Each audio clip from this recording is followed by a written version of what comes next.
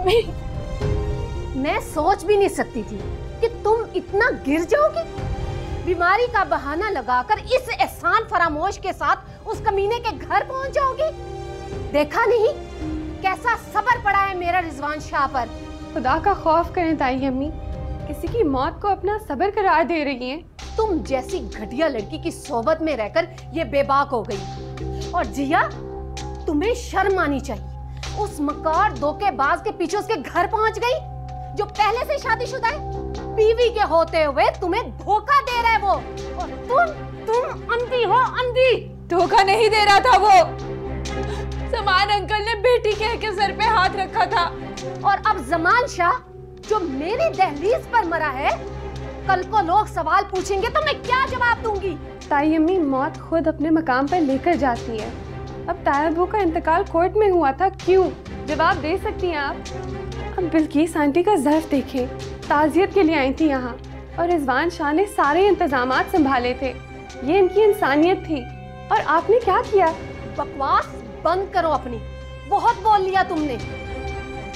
अरे भाई, देखा नहीं तुम लोगों ने? अल्लाह ने कैसे सुन ली मेरा दुश्मन मेरी ही दहलीज पर आकर मरा है। और आज मैं इद्दत में, और वाह, कल बिल्किस इद्दत में बैठेगी। खुदा का खौफ करें अम्मी। अल्लाह का ही खौफ है बस, और मैं किसी से नहीं डरती। और सुन लो तुम, खबरदार जो अब अपने कदम बाहर निकाले तो।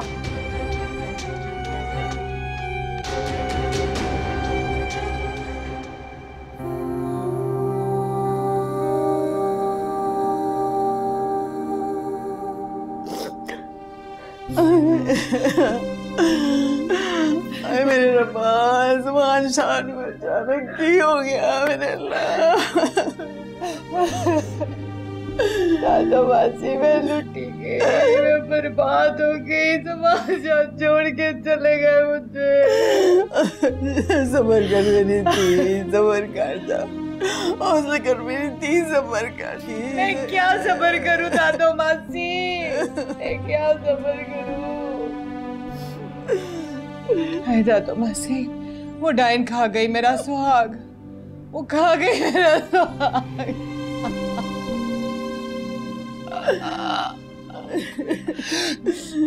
तो समझ नहीं आती, ज़मान शाह वहाँ लेने क्या गया था जिया के पास?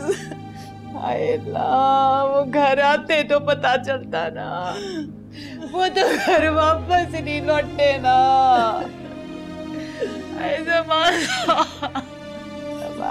चले गए, मुझे क्या छोड़ के चले गए।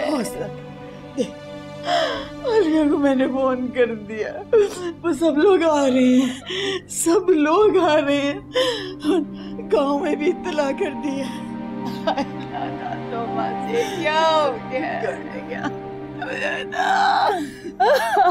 वालेकुम अस्सलाम रिफत बहन, आपसे मुझे बहुत ज़रूरी बात करनी है। आप फरीद को लेकर फ़ौरन मेरे घर आ जाओ। जी, बहुत ज़रूरी बात। जिया, तुम्हारी इतनी जुर्रत? हाँ, बहुत जुर्रत है मुझ में।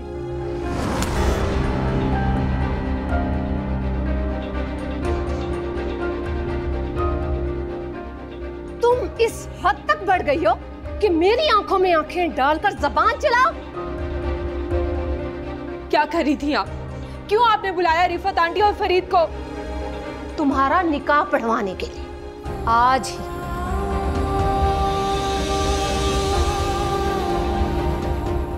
अम्मी, ऐसा मत करें प्लीज, खुदा के लिए अम्मी, ऐसा मत करें। क्यों नहीं करनी? तुम्हें शर्म नहीं आती? किसी और की मंगेतर होकर मुझसे झूठ बोलकर उसकी खैरियत पता करने चली गई थी। अपनी बीवी के होते हुए उसने तुम्हें दीवाना बनाया हुआ है। धोखेबाज है वो बंदा। अम्मी, मुझे नहीं पता था कि वो शादीशुदा है। उसने शादी खानदानी रिवायतों की सूरत में की, जुल्म किया गया है उस पे। ज़मान अंकल ने खुद एतराफ किया कि उन्होंने अपने बेटे पे जुल्म किया सना से शादी करवाकर, और रिजवान ने ये कुर्बानी सिर्फ अपनी बहन के लिए दी थी। अरे सना उसकी बीवी तो है ना, फिर भी उसकी दूसरी बीवी बनना पसंद करोगी? नहीं अम्मी, लेकिन खुदा के लिए मुझे वहां पे जाने दे। समान अंकल की ताज़ियत के लिए अम्मी, खुदा के लिए। चुप कर जाओ जिया। अरे कितनी जलालत दोगी और मुझे? तुम्हें शर्म नहीं आती? बल्कि कितना जलील करेगी तुम्हें। अम्मी, आखिरी दफा, उसके बाद आपने जो करना होगा आप कर लीजिएगा, लेकिन आखिरी दफा मुझे जाने दे। तुम्हारी हर दफा आखिरी दफा होती है, लेकिन तुम दूसरी दफा अपने बाप की इज्जत को, अना को अपने पैरों तले रोनती हुई चली जाती हो। जिया, मैं सोच भी नहीं सकती थी कि तुम उसके घर पहुंच जाओगी, उस नमक हराम किरण के साथ। नहीं अम्मी, किरण का कोई कसूर नहीं है। उसको तो आखिरी मिनट तक नहीं पता था कि हम कहाँ जा रहे हैं। बेवकूफ समझ रही हो? बेवकूफ।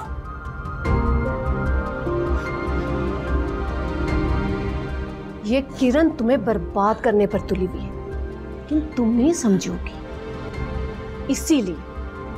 इसीलिए मैंने आज रिफत को और फरीद को बुलाया, ताकि ये किस्सा आज ही तमाम कर दूं। कि अम्मी, मुझे प्लीज आखिरी दफा वहां जाने दे। उसके बाद आपने जो करना होगा आप कर लीजिएगा। प्लीज मुझे जाने दे। नहीं, ये सवाल ही पैदा नहीं होता। अम्मी, मेरी बात तो सुने। अम्मी,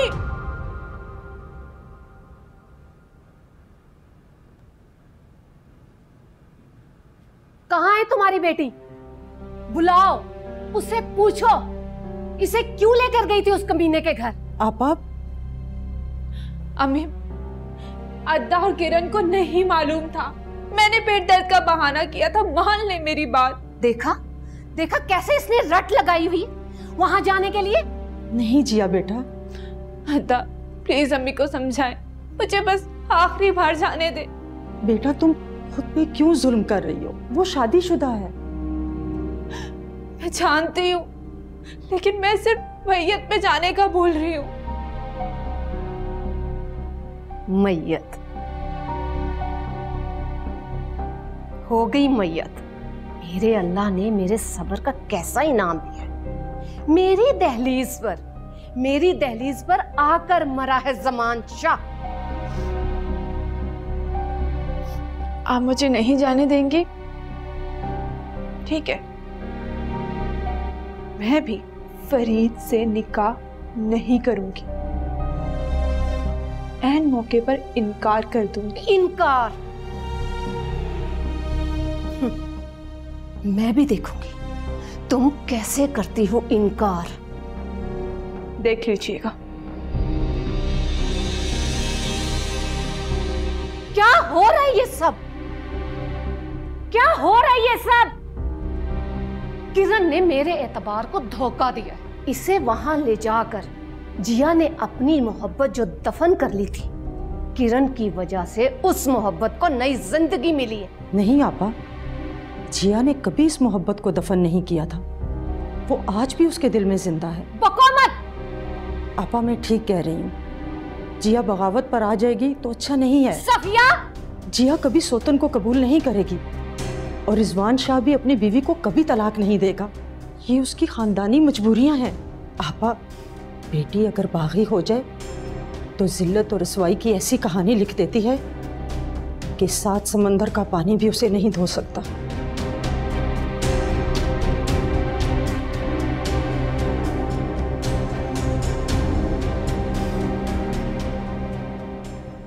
ठीक है, उसे कहो चली जाए, लेकिन अगर निकाह के वक्त पर जिया ने कोई भी चालाकी दिखाई ना, तो मैं खुद को खत्म कर लूंगी। तुम जाओ यहां से। सुनो, तुम जिया को खुद साथ लेकर जाओगी और 1 घंटे के अंदर अंदर उसे वापस लेकर आओगी। ये तुम्हारी जिम्मेदारी है, समझी? जी आपा।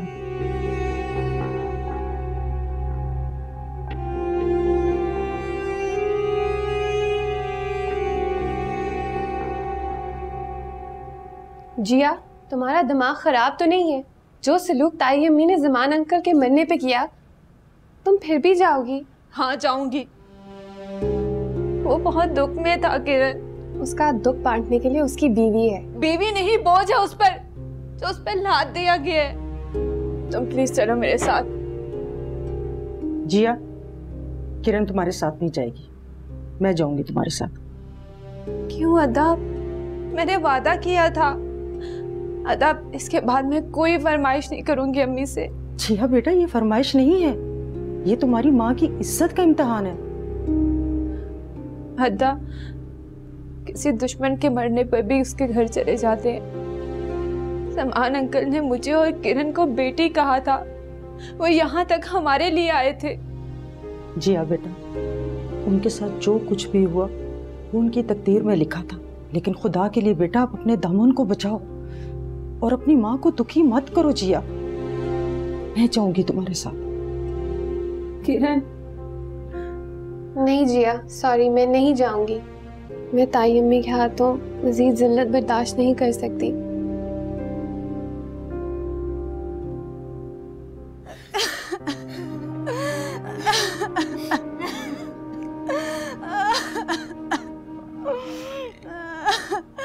बाबा, अम्मी, आलिया तेरे बाबा चले गए। मुझे नहीं पता है, अब तेरे लाड उठाने वाला कोई नहीं आ गया। अब कोई नहीं है तेरे लाड उठाने। हौसला कर बिल्किस। मैं कित्थू ले आवा हौसला, कुछ नहीं बचा मेरे को। रिजवान किथे? मैयत लैन गया।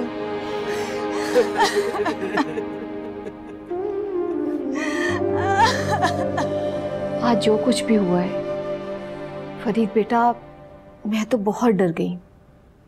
आंटी, इसमें डरने वाली क्या बात है? मौत तो कभी भी आ सकती है। बेटा, मैं चाह रही हूँ कि चेहलम का मैं इंतज़ार ना करूँ। आजकल मैं तुम्हारा और जिया का निकाह कर दूँ। बानो, जल्दी किस बात की है? लोग आपको बातें बनाएंगे कि बाप का चेहलम भी नहीं हुआ और 10वीं से पहले बेटी का निकाह कर दिया है। लोग तो बातें करते हैं, लोगों की क्या बात है। और लोग कहाँ देखते हैं कि किसी की क्या मजबूरी। आंटी, मैं आपकी मजबूरी समझ सकता हूँ, लेकिन मैं माफ़ी चाहता हूँ, मैं जिया से शादी नहीं कर सकता।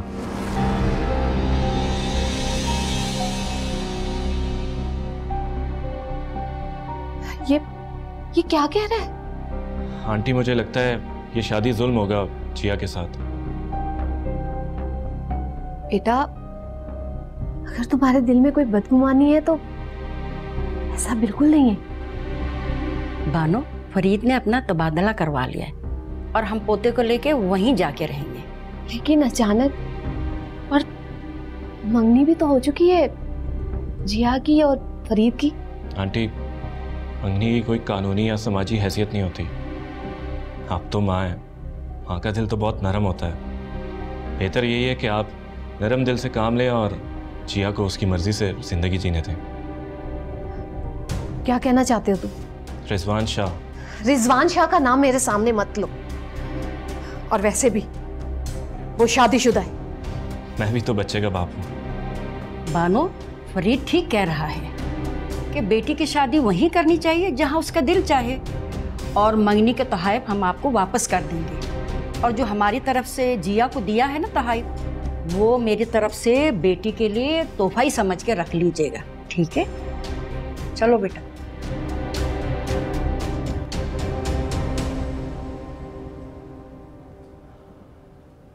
I am sorry aunty.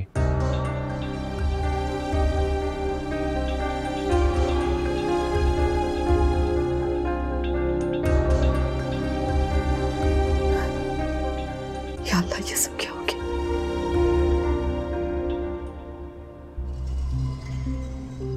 किरण, ये सब तुम्हारी वजह से हुआ है। ना तुम जिया को लेकर जाती, ना फरीद को कुछ पता चलता। ताई अम्मी, फरीद सब कुछ जानता था। उसने जिया के किरदार की वजह से नहीं, जिया और रिजवान की मोहब्बत से मुतासिर होकर मंगनी तोड़ी है। बकवास बंद करो, दफा जाए, निकल जाओ यहाँ से। मनहूस।